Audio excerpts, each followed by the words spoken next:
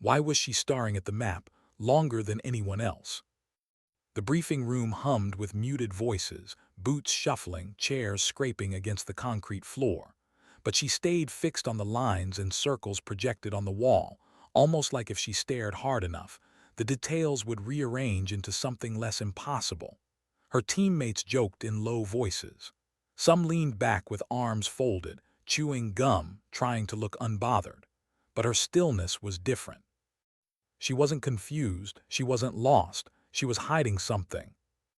Captain Rivera, that was her name, kept her eyes on the red-marked valley and the cluster of buildings in the satellite image.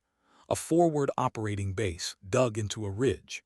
Intelligence said insurgents had turned it into a choke point, running supplies through tunnels no drone had managed to fully capture. The unit was to move under cover of night, infiltrate, mark supply caches, and set demolition charges. On paper, it was a textbook mission. So why did it feel like a death sentence? Rivera's hand tightened on the pencil she wasn't even using. She could feel her pulse in her fingertips. She knew the odds. She knew the terrain, the risk of ambush, the possibility of being cut off. But none of that was what made her chest heavy. It was something else. Something the rest of them didn't know, not yet. The briefing ended. The lieutenant gave the standard reminders. Watch your comms, conserve ammo, trust your buddy. The men nodded, some smirked like they'd heard it all before. Rivera kept her head low, writing nothing, as if repetition would anchor her nerves. She felt eyes on her, curious, suspicious maybe, but she didn't look up. Because if she did, she feared they'd see through her. Outside, the desert heat pressed against her face like an open furnace. The horizon shimmered. She walked toward the vehicles, boots crunching over gravel and breath slowly, in counts of 4. Training had drilled it in: control your breath, control your body. But inside, she couldn't shut down the tremor that had been there since the orders came down. It wasn't fear of combat. She'd been under fire before. She felt the whistle of rounds crack past her head, the sting of sand kicked up by ricochets. She knew what her body could do when adrenaline took over. This was different. She climbed into the Humvee, settled her rifle across her lap, and glanced at the driver, Specialist Carter, only 21, his freckles dark against sunburned skin. He was humming something, maybe out of nerves, maybe out of habit. Rivera envied him. He was too young to think about how missions went wrong, too young to know what silence sounded like when you came back one soldier short. The convoy rolled out. Dust rose, coating everything in fine brown powder. The engine noise was steady, masking the thud in her chest. She looked out the window at endless ridges carved by wind and time and thought of home. Of her mother. Of a phone call 3 nights before. Her mother's voice had been softer than usual, almost fragile. "I just need you to promise me something, Mija," she'd whispered, as if afraid the walls themselves might listen. "Promise me you'll come back. Don't be brave at the wrong moment." Rivera hadn't known how to answer. How do you promise that in this line of work? So she said nothing, just silence. Now, as the desert stretched on, she replayed that silence over and over. The convoy halted. The sun was dipping low, shadows stretching. The lieutenant signaled for dismount. They'd move on foot the rest of the way through a narrow cut in the terrain. The ridge loomed in the distance, jagged and watchful. "All right, listen up," the lieutenant said, voice carrying without shouting. "We move quiet, we move tight, eyes open. No freelancing, we get in, we get out. Nobody plays hero tonight." Nobody plays hero. Rivera felt the words sink into her like a weight. She wanted to believe them. She wanted to believe that discipline, coordination, and training would be enough. But she'd seen enough missions unravel to know otherwise. Plans broke, people broke, and sometimes bridges broke. The squad moved, a line of shadows against dying light. Boots crunching, rifles at the ready, every breath measured. Rivera's senses sharpened. The faint rasp of gear straps, the smell of dust and sweat, the distant cry of some bird circling high. But underneath the sharpened focus was that other current, the thing she hadn't told them. that she'd been having episodes, small ones but real, flashes of panic she couldn't always explain, a sudden shortness of breath, a spike in heart rate, vision tunneling for seconds at a time. She hadn't told the medics. She hadn't told command. She hadn't told anyone. Because she couldn't. Not as the only woman in the unit. Not as the one who had to prove over and over that she wasn't fragile, wasn't a liability, wasn't second tier. So she hid it, buried it beneath discipline, beneath silence, beneath a mask of composure. Now, as twilight thickened and the ridge loomed closer, she prayed the mask would hold. Carter whispered something behind her, a joke maybe, but she didn't hear it. Her focus was ahead on the narrowing path, on the possibility of eyes watching them from above. The ridge seemed to lean forward like it knew their secret. And still the question clawed at her. Would tonight be the night the mask cracked? They reached the outer rocks. The squad paused, crouched low. Night vision goggles clicked down. The world shifted to shades of green, every movement amplified. The lieutenant gave hand signals. 2 scouts moved ahead, silent, shadows in shadows. Rivera steadied her rifle, scanning arcs, forcing her breathing calm. Then a sound. Distant, faint, but sharp in the silence. A metallic clatter like stone on steel. The squad froze. No one spoke, only eyes moved. Rivera felt it then, the surge, the tightening chest, the pulse roaring in her ears. Her vision narrowed, her hands slick against the grip. It was happening. Now. Not now, please, not now. She forced a breath, forced another. She bit the inside of her cheek until she tasted iron. She grounded herself in pain in the present. The scouts reappeared, signaling clear. The squad exhaled as one, tension unwinding by inches. The clatter had been nothing, a loose rock maybe, nothing. But Rivera knew what had almost happened inside her, and she knew she couldn't afford it again. Not here, not tonight. The squad moved on, threading between rocks, each step bringing them closer to the ridge. The air cooled, the desert night settling in. The mission was still ahead. The caches, the tunnels, the charges. But already, Rivera's private war had begun. And she wondered, could she fight both battles at once? Could she fight the enemy outside, while hiding the one within? Because if the mask slipped even once, the unit would see. They would know, and trust, once broken, could not be rebuilt. She swallowed hard, tightened her grip on the rifle, and walked into the dark. Not knowing that before dawn, her courage, not her secret, would be the bridge that saved them all. What did the ridge hide? The squad pressed themselves low against jagged rock, every silhouette sharpened in night vision green. The valley beyond stretched in broken lines of sand and stone, and somewhere inside that shadowed maze their objective waited. Supply caches, enemy fighters, maybe worse. Rivera's rifle rested steady in her hands, but inside she was anything but steady. Her pulse was faster than it should have been. Her chest felt tighter than she wanted to admit. Yet her face, lit only by the faint glow of her NVG, betrayed nothing. That was her armor now: silence, composure, stillness. The lieutenant scanned ahead, whispered into comms. 2 minutes. We move when the patrol clears. Rivera followed his gaze. Far across the valley floor, faint shapes moved with rifles slung, unaware of the hunters watching them. She thought about how easy it would be, one squeeze, one shot. But silence was more powerful than fire tonight. The squad couldn't risk alerting the ridge before they reached its base. Beside her, Carter adjusted his gear. The kid's breathing was a little too quick, too shallow. She noticed it, even if no one else did. He was green, younger than he should have been out here. She remembered her first mission, how the weight of the rifle felt heavier than training ever prepared her for. Fear doesn't announce itself in words. It seeps out in the rhythm of your breath, in the twitch of your hands. She wanted to say something, steady him, distract him, but she didn't. Not yet. She couldn't risk her own voice betraying her. The patrol passed. The lieutenant raised his hand, then swept it forward. They moved.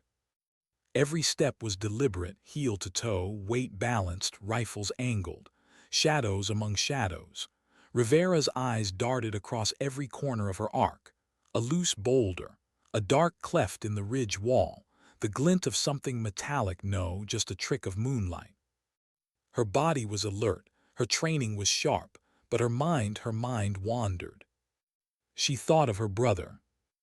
A memory, uninvited, crept in.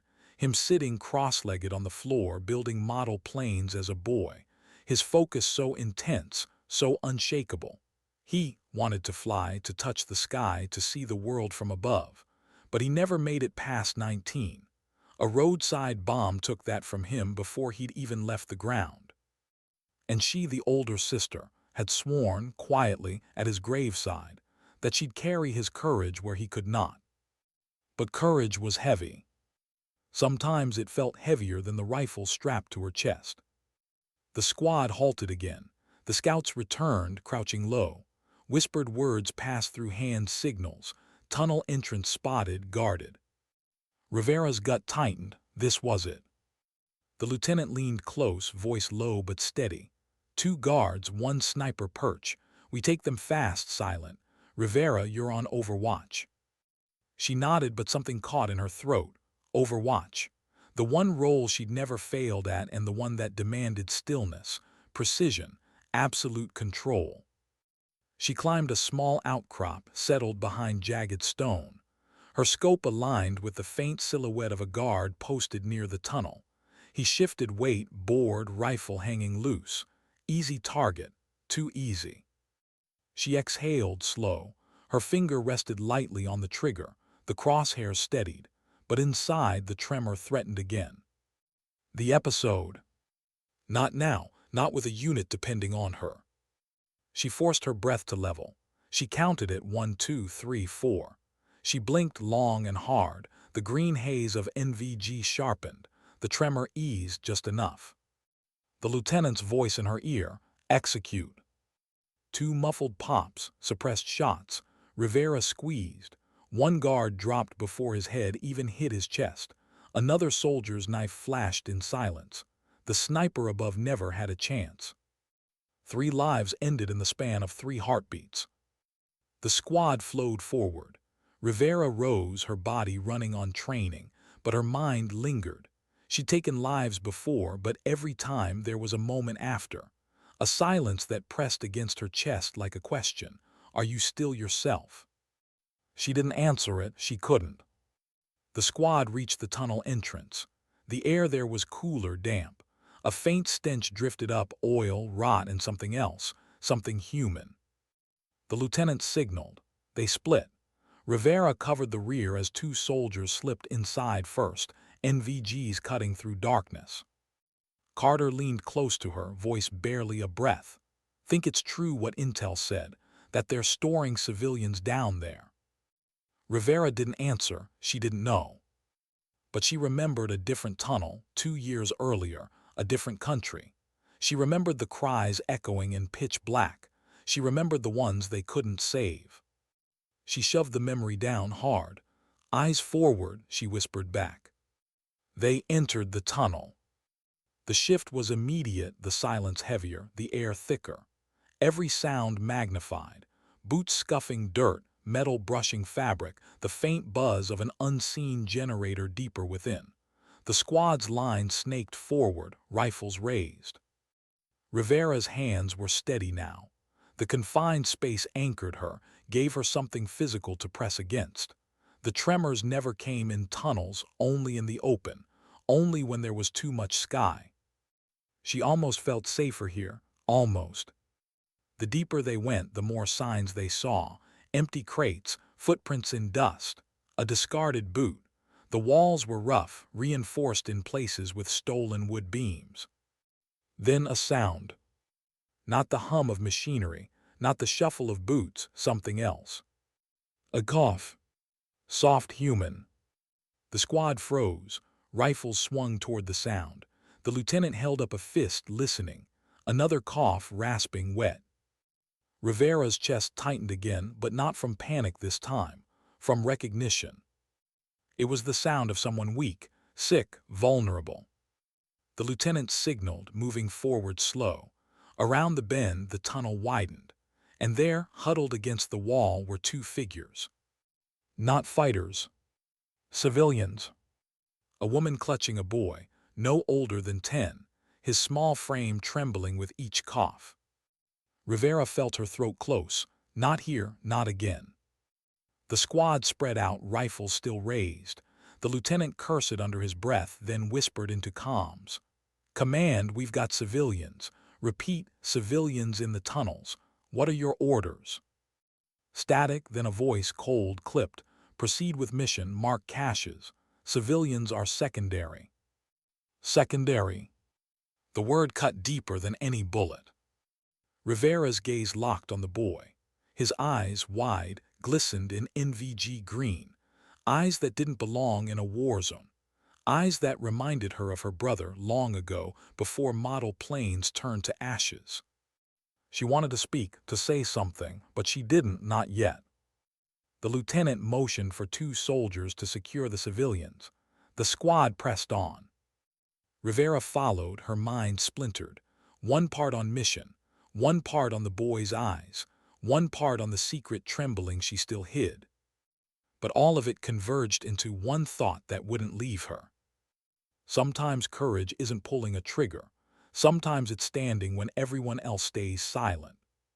She clenched her jaw, forced her rifle up, and stepped deeper into the dark. Not knowing yet that the choice she'd make, between orders and conscience, would decide whether the unit lived or died. Why was the boy staring only at her? The squad pushed deeper into the tunnel, rifles raised, boots grinding softly against dirt. Shadows crawled along jagged walls.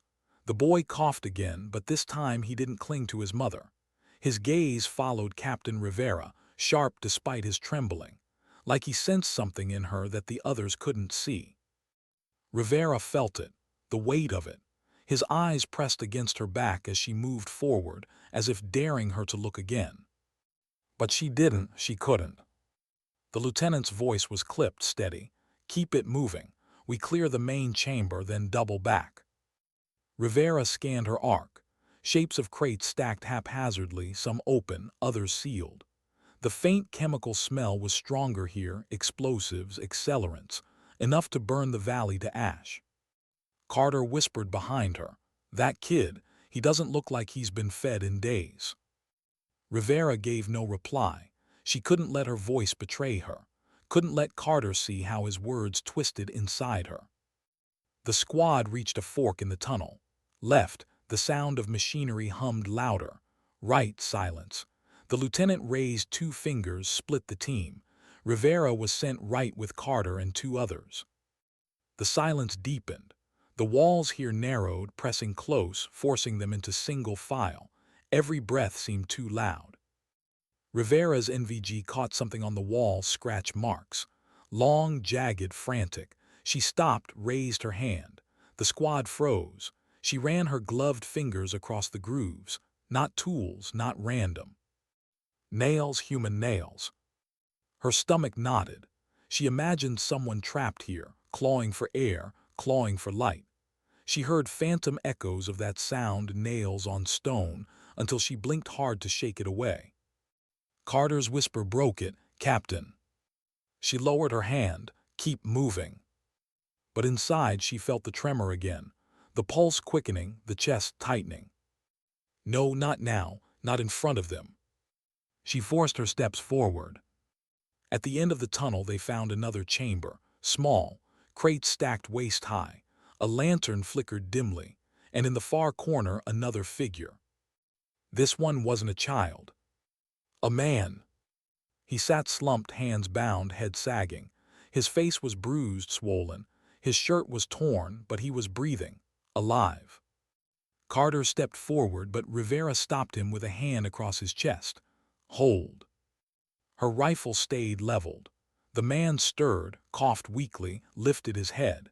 His eyes blinked at the green silhouettes in front of him. Not enemy, not fighter. A prisoner. The lieutenant's voice crackled faint over comms. "Status, right flank." Rivera keyed her mic. One male, alive, bound, civilian or non-combatant, awaiting orders. Static then commands cold voice again. Leave him. Mission priority is caches. Mark and exit.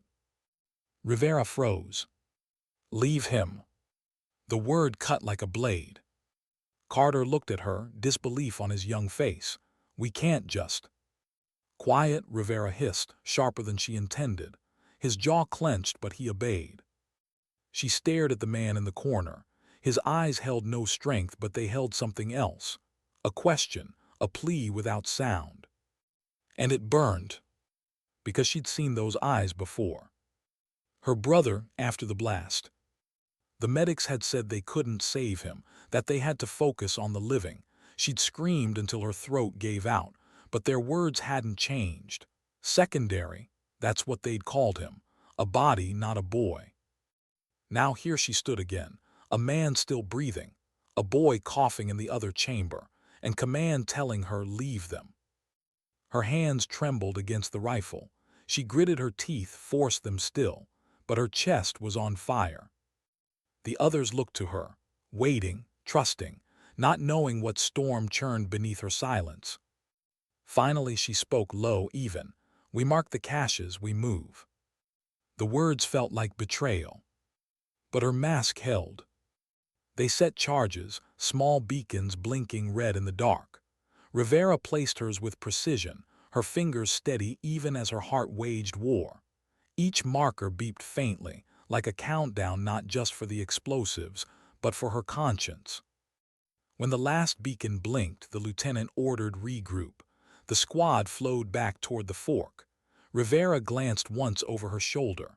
The man still slumped there, eyes dim, watching them vanish. She told herself she didn't flinch. Back at the fork, the team rejoined. The civilians, the woman and the boy, were still under guard, huddled against the wall. The boy coughed again, weaker this time.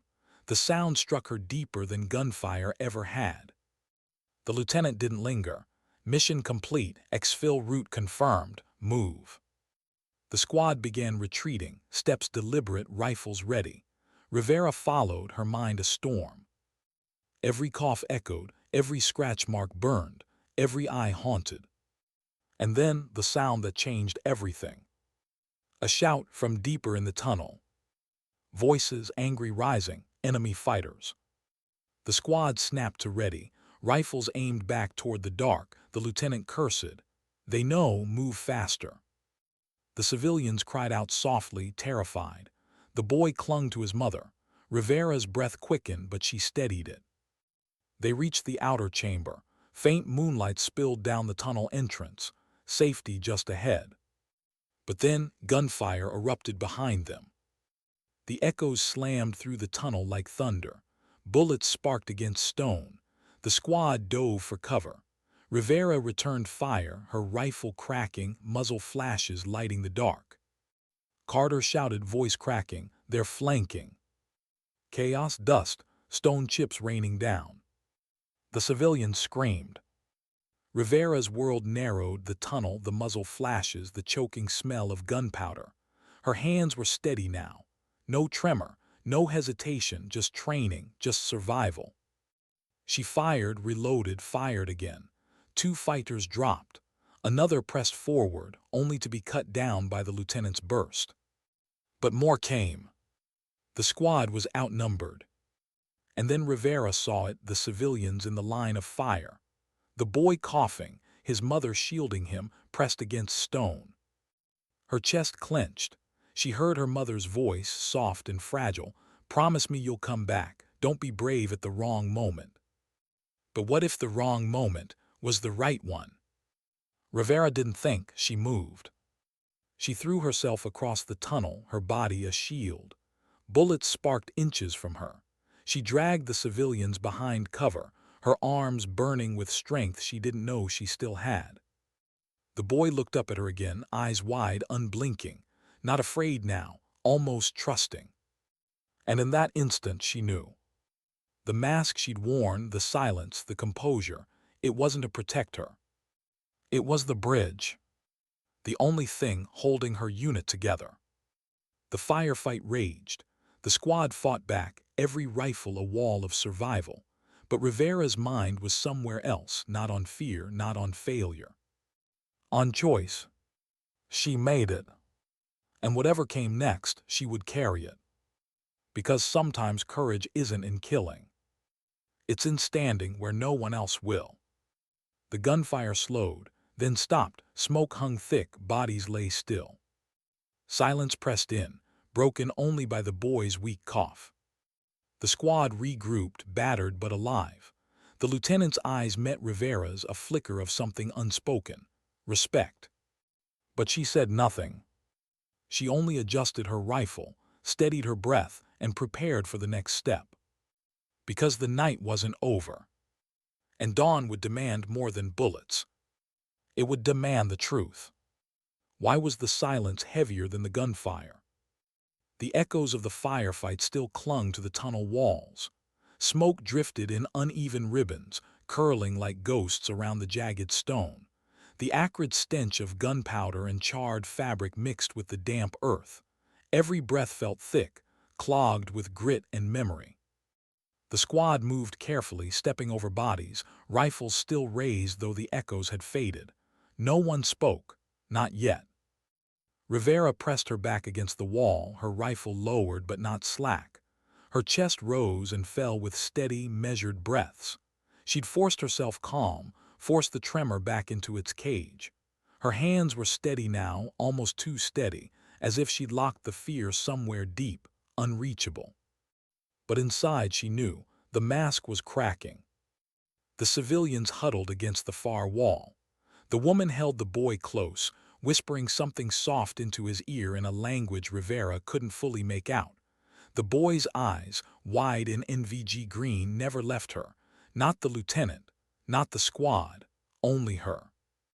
And she couldn't stop herself from looking back. The lieutenant finally broke the silence. "We need to move, they'll regroup. Rivera, take point with Carter, get us to the ridge exit."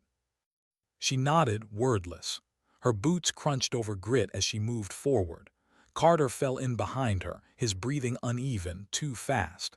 She noticed the twitch in his jaw, the way his rifle angled slightly too low. He was rattled. "Keep it steady," she murmured, her voice low enough only he could hear. He glanced at her, surprised she'd spoken, but he nodded, his rifle lifted, his steps steadied. Her words cost her nothing, but she felt the weight of giving them. The tunnel narrowed again. Rivera's NVG caught small details others might have missed, an old shovel leaning forgotten against the wall, a discarded water canteen, the faint scrape marks where crates had been dragged. Signs of life, of struggle. Her chest tightened again, not from panic this time but from something heavier, conscience. Because she knew they hadn't marked every chamber. They hadn't seen every corner. There could be more civilians, more prisoners, more forgotten eyes in the dark. And command had said, leave them. Her jaw clenched, she kept walking. The squad emerged at the tunnel mouth. The night air hit her face like a shock, cool, dry, free. The desert stretched under moonlight, quiet and endless. For a moment she let herself breathe deeper, but even here the weight didn't lift. The lieutenant scanned the horizon, checked his compass. Exfil route is East Ridge. We move double time. Carter, keep those civilians close. The squad fell into formation. Rivera led, her rifle raised, eyes scanning the valley. Shadows stretched long under the moon, jagged like scars. Every step crunched against gravel. Every breath seemed too loud. Behind her, Carter whispered to the boy, trying to calm him. Rivera caught fragments, little jokes, half-hearted reassurances. The boy's cough punctuated the silence, each one sharper, weaker. And with every cough, Rivera felt her mother's voice again. "Promise me you'll come back. Don't be brave at the wrong moment." But what if this was the moment? Her chest tightened, she forced it steady, she had to. Halfway across the valley floor, a sound cracked the night. A single shot. The squad hit the ground instantly, instincts firing before thought. Rivera pressed into the dirt, scanning the ridge, her scope swept. Shadows, rocks, Then movement.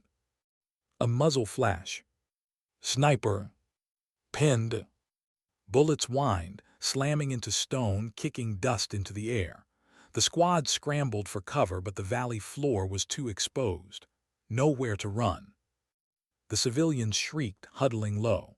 Carter threw himself across them, his body a fragile shield. The lieutenant shouted orders, but his voice was drowned in gunfire. Rivera barely heard him. Her world had narrowed to the flash of the sniper's perch, high on the ridge. Her breath quickened, her vision tunneled, the tremor threatened. Not now.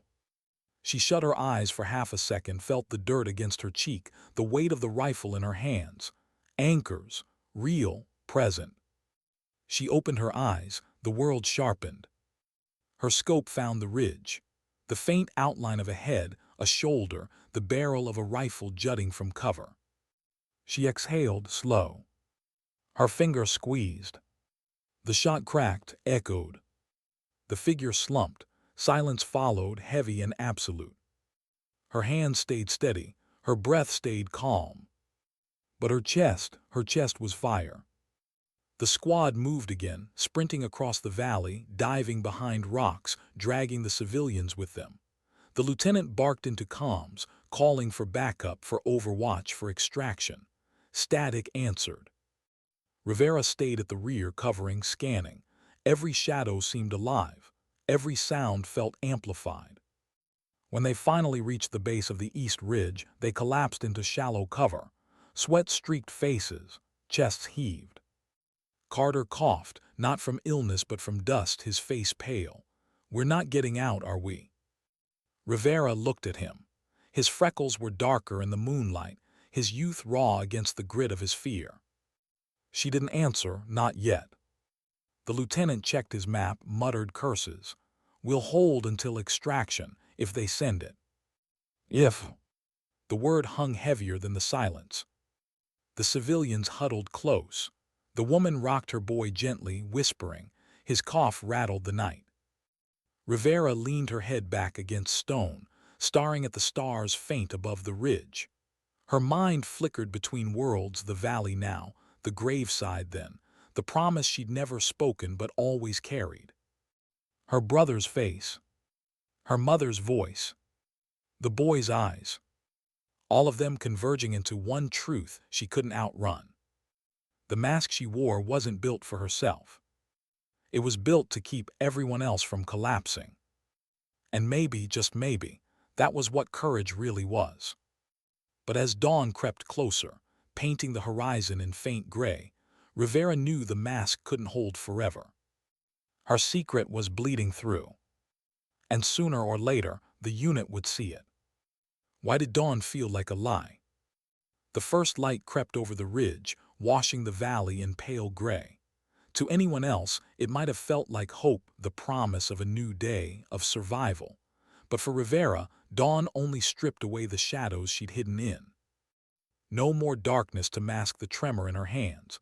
No more night to soften the hard lines of fear etched into faces. Daylight was merciless. The squad crouched low in the shallow cover of boulders.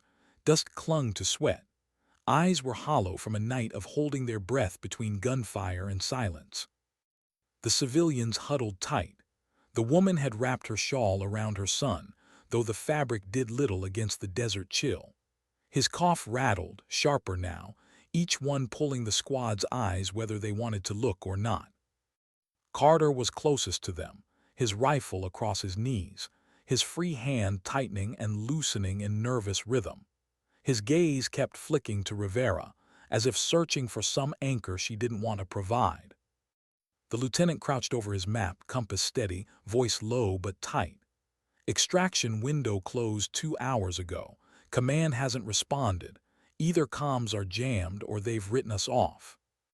No one spoke. The words settled like ash. Written off.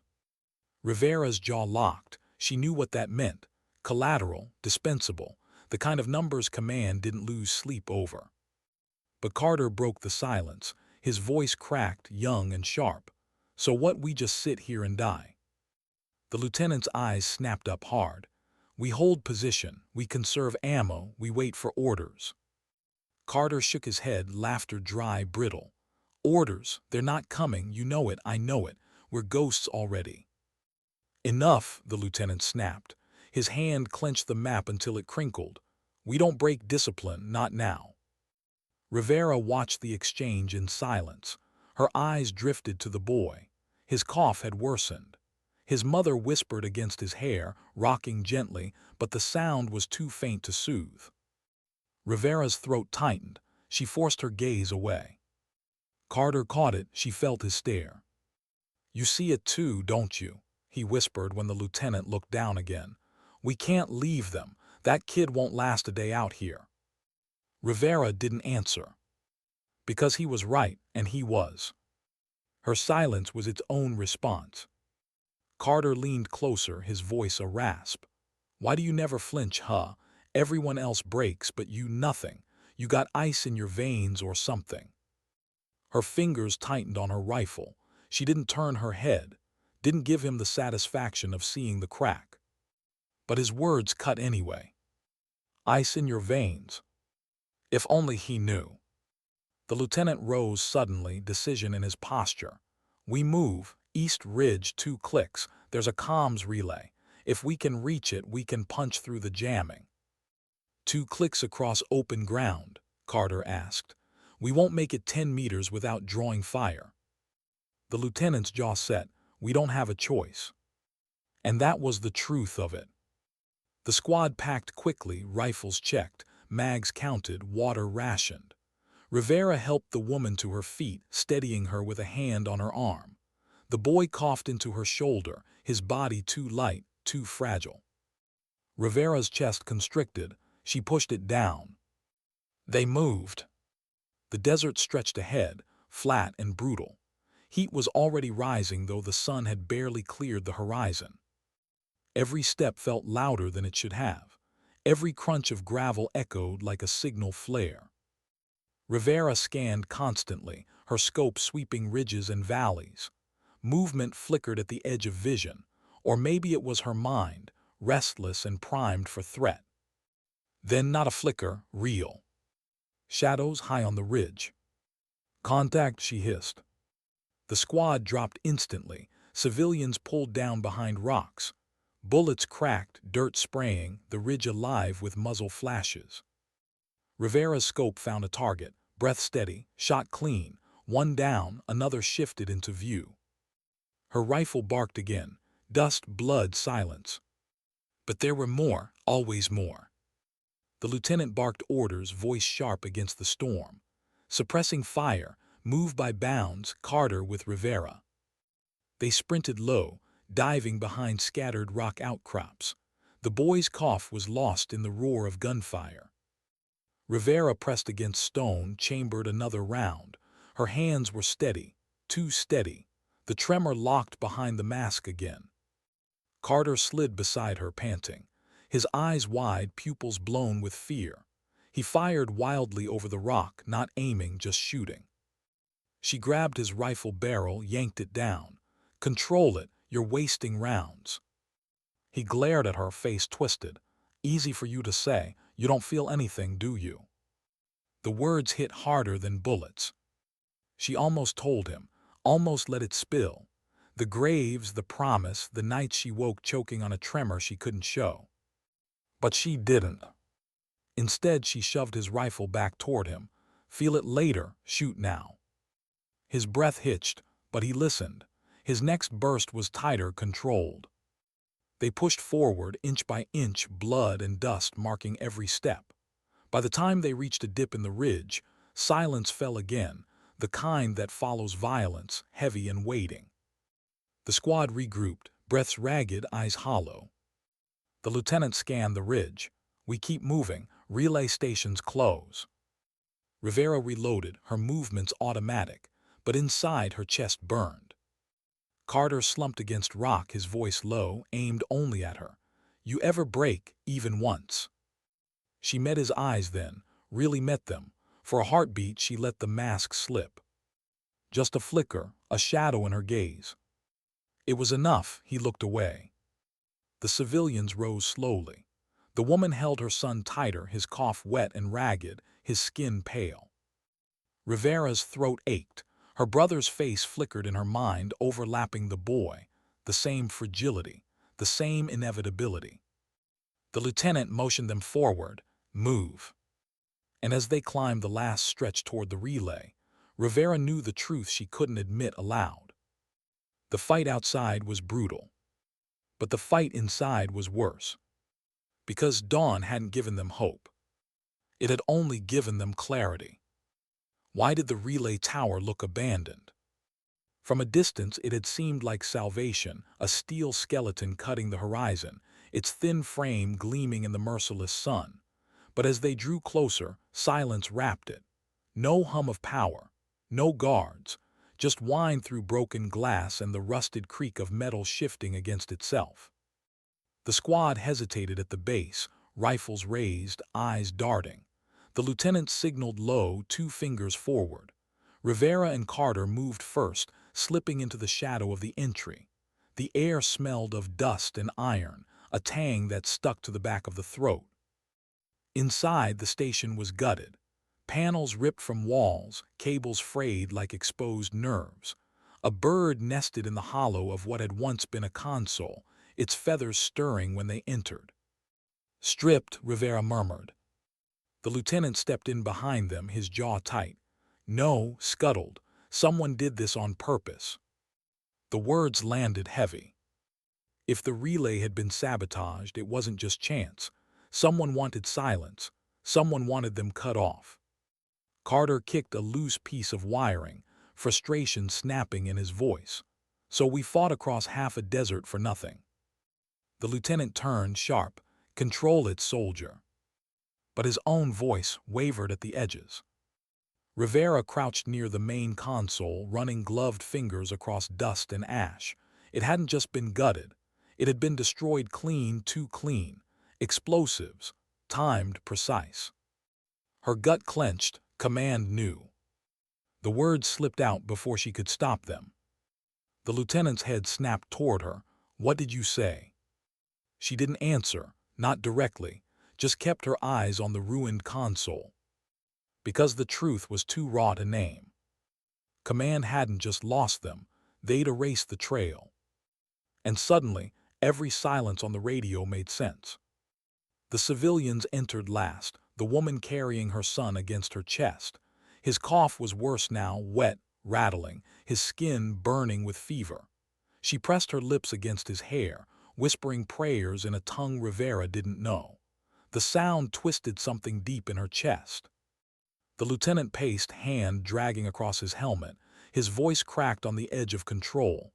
"We regroup, we think. Options." "Options?" Carter barked. He gestured wildly at the gutted walls. "We're stranded in the middle of nowhere with half a mag each and a kid who can't breathe, and you're talking options." The lieutenant squared up, eyes burning. "You don't get to break, not now, not in front of them." Rivera stood slowly. "He's not wrong."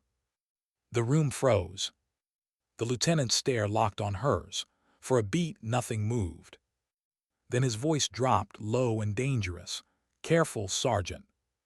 She held his gaze. "Careful's what got us stranded." The silence that followed wasn't empty. It was full of anger, of fear, of truths no one wanted to say aloud. Carter broke it first, muttering, "She's right." The lieutenant turned away, shoulders rigid. He didn't argue, he didn't need to. His silence admitted it. They settled into uneasy positions, the station their brittle shelter. The squad stripped gear, rationed the last of their water. Every movement was sharp, brittle. Rivera sat near the civilians, her rifle across her knees. The boy's eyes were half-lidded now, his cough breaking into shallow gasps. She watched the rise and fall of his chest, too fast, too fragile. Her brother's face ghosted over his again. Thin frame, sunken eyes, the helplessness of watching life slip in increments. Her throat burned, she swallowed hard. The mother's whisper carried faintly, "Please help him." Rivera froze. It wasn't the words. It was the way they sounded, like a plea to something already lost. She wanted to answer, wanted to promise, but the words jammed in her throat, caught against the weight of memory. She looked away, her silence its own betrayal. Night crept fast in the desert. Shadows stretched long across the sand, swallowing color until the world was gray and silver. The squad rotated watches, rifles trained on ridges that seemed too quiet. Rivera took second watch. She sat at the broken doorway, scope scanning, ears tuned to the rhythm of Carter's restless breathing behind her. He broke the silence after an hour. "You ever wonder if anyone'll remember us?" Rivera didn't turn. "What do you mean?" "If we don't make it back, if we just disappear out here, command won't mark it down, no report, no medals, just erased." She let the words hang, because she'd wondered that too, more than once. Carter shifted closer, voice low. "You never talk about yourself, not once. Why'd you even join?" Rivera's fingers tightened on her rifle. The truth rose, the hospital, the promise, the face of her brother as he slipped away. But the words caught. So she said something else, something half-true. "Because I thought I could matter." Carter laughed softly, bitter, and now. She exhaled slowly, eyes on the ridges. "Now I know it's not about me." He studied her in silence, the weight of her words sinking. Then, softer, "But you're scared too, aren't you?" Her chest tightened. She wanted to say no, wanted to keep the mask. Instead, she whispered, "Every second." The confession was barely audible, but Carter heard. He didn't push, he didn't mock, he just sat with it, the silence between them less hostile now. A sound broke it. Not his breath, not her scope. Movement on the ridge. Rivera's rifle snapped up, scope trained. Shadows shifted, a glint of metal, then another. "Contact," she hissed. Gunfire erupted before the word faded. Bullets slammed into steel, sparks spitting through the station. The civilians screamed, ducking. The boy's cough vanished in the roar. The squad fired back, muzzle flashes cutting the dark. Rivera's scope found a target, a figure silhouetted against starlight. Shot clean. He dropped. Another rose in his place. The lieutenant shouted orders over the chaos, voice hoarse. "Hold the line, hold." But they were pinned. Fire poured from both ridges, angles crossing, relentless. Carter dove beside Rivera, rounds sparking inches from his helmet. His voice was raw, terrified. "We're finished." Rivera's focus narrowed, breath steady, scope still. She fired again, each shot carving seconds out of chaos. But she knew Carter wasn't wrong. They were outnumbered, outgunned, out of time. And the boys' shallow breaths were fatting. The fight wasn't just outside. It was inside her. Because she'd hidden the truth from them, her fear, her weakness, the promise she'd made over a bed she couldn't save. And now, with every round cracking through steel, every scream swallowed by the desert night, she knew the choice she'd been avoiding was coming. To keep the mask, or to break it and bridge them all across. Why did silence feel louder than the gunfire? The firefight had raged for what felt like hours, though it couldn't have been more than minutes. Bullets chewed through the relay walls, sparks raining over shattered concrete. Shouts bled into screams. The boy's ragged cough was swallowed by the chaos until even that sound disappeared. Then suddenly quiet. Not peace, the kind of silence that wasn't real, the kind that pressed against the chest, waiting for the next shot. Rivera crouched by a window frame, rifle steady, breath locked. Sweat stung her eyes, but she didn't blink. She scanned ridges, shadows, any sign of movement. Nothing, just stillness. The lieutenant's voice rasped, hoarse from shouting. "Ammo count." Mags were checked. 3 left, 2, half, nothing. The silence told the truth more than the numbers. They wouldn't last another wave. The civilians huddled in the corner. The woman rocked her son, his body limp against her chest. Rivera's stomach clenched when she realized he wasn't coughing anymore. Her feet moved before her brain caught up. She dropped to her knees beside them. The mother's eyes were wide, wet, frantic. She whispered words Rivera couldn't understand, pressing her ear to the boy's chest, searching for something, anything. Rivera's hands hovered in the air, useless. She wanted to reach out. She wanted to fix it. But she froze, the memory of another body pinning her down. Her brother. The hospital smell, the shallow beeps, the final silence when the monitor went flat. Her throat locked. The woman's whisper rose, breaking, "Please." Rivera's chest ached. She pressed trembling fingers against the boy's neck. For a moment nothing, then faint, weak, but there. Alive barely.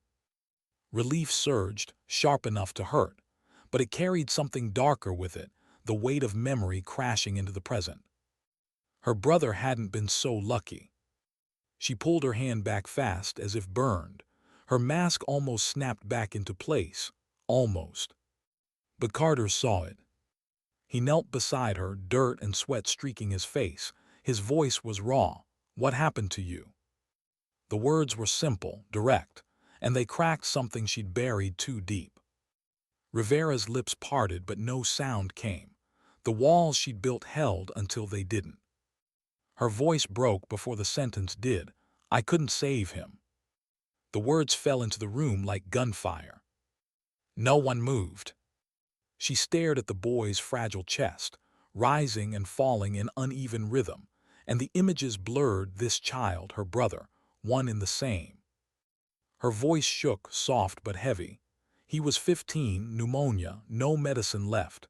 I sat there holding his hand, promising I'd get him through it, but I couldn't. He just stopped." Her throat closed.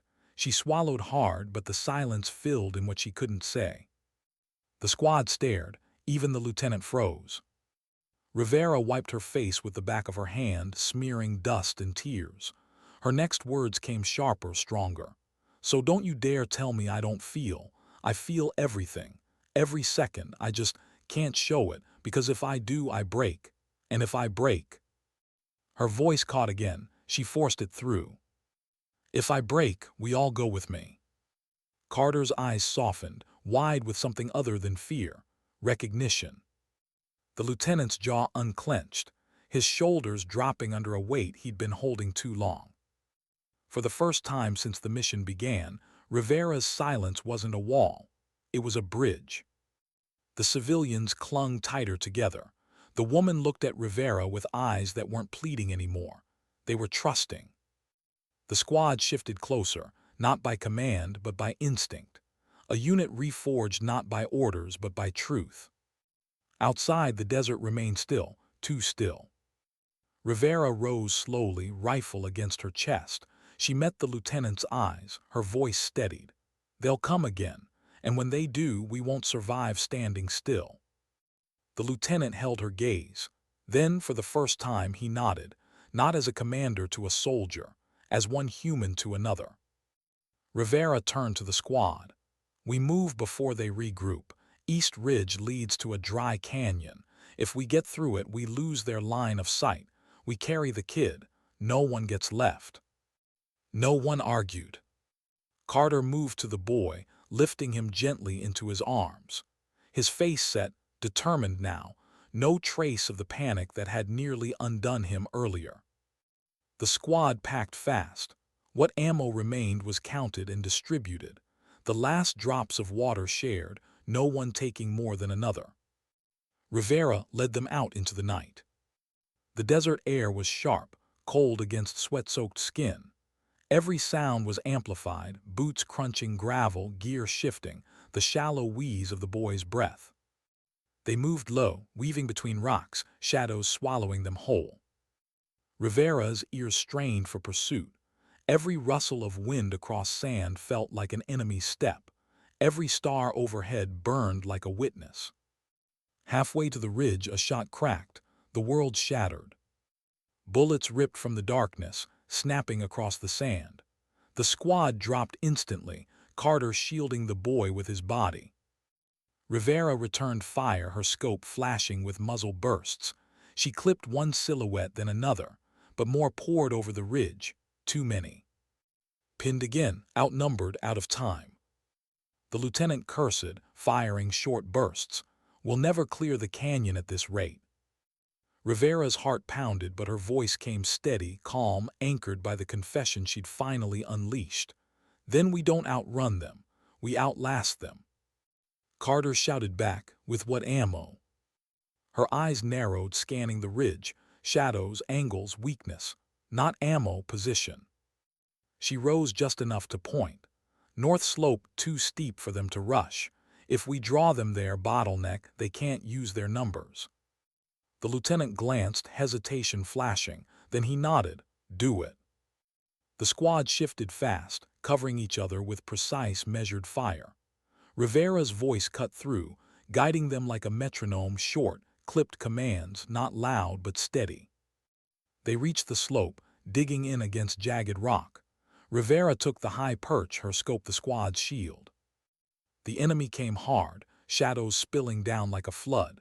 But here they had no room to spread. One by one, Rivera's rifle sang, measured, final. The squad followed, every shot purposeful, every burst controlled. The boy stirred weakly in Carter's arms, a faint cough breaking the silence between volleys. Rivera's chest tightened, but she didn't falter. For the first time since the mission began, the squad wasn't fractured. They moved as one, not because of command, not because of orders, because of her. Not the mask, the truth beneath it. By the time the last muzzle flash faded, the desert was quiet again. Real quiet, not waiting. The squad slumped against rock, chests heaving, bodies trembling with exhaustion, but alive. Rivera lowered her rifle, her hands shaking now, but she didn't hide it. She let them see. Carter looked at her, face streaked with sweat and dust, eyes wide with something new. Not doubt, not fear, respect. The lieutenant dragged in a breath, his voice rough but steady. "You bought us time." Rivera shook her head. "We bought it together." Her gaze dropped to the boy. His chest rose, shallow but steady, alive. And for the first time in years, Rivera let herself feel it.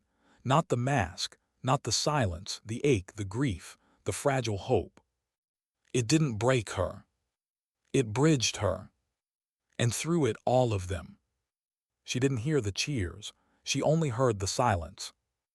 The night sky stretched wide, filled with quiet stars that refused to flicker. Somewhere behind her, the men were laughing, talking, alive. But Alina stood at the edge of the hill, her rifle slung across her chest, her heartbeat uneven. She could still see their faces, the ones who didn't come back. Ghosts had no weight, but they pressed on her shoulders heavier than any pack she had ever carried. The unit called her the bridge that saved them, but they never saw the cracks beneath. Wind pulled at her sleeves, tugged at her hair. She closed her eyes, and for the first time in months she let herself feel it. Fear, relief, grief, a strange, unbearable mix. She had hidden it all for so long. She had worn strength like armor, smile like camouflage, silence like a shield.